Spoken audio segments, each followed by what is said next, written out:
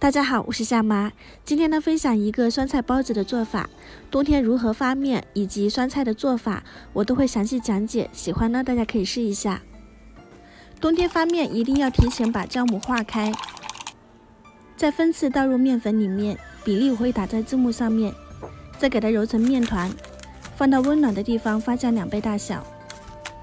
现在来分享一个酸菜的做法，白菜对半切开，加入食用盐。腌制30分钟，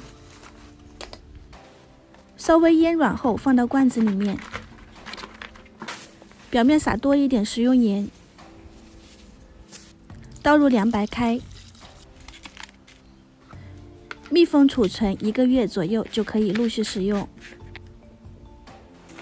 这个是腌了30天的效果，大家可以看一下。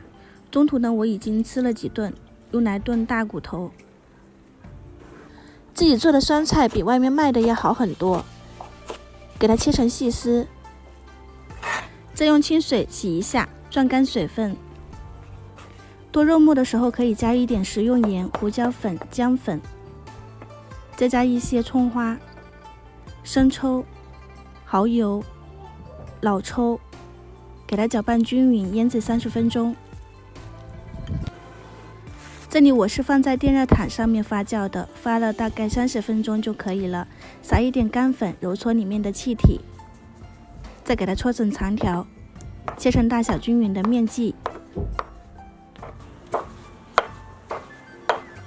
再把每个面剂按扁，擀成包子皮，再包入酸菜肉馅，给它捏折花，捏起来。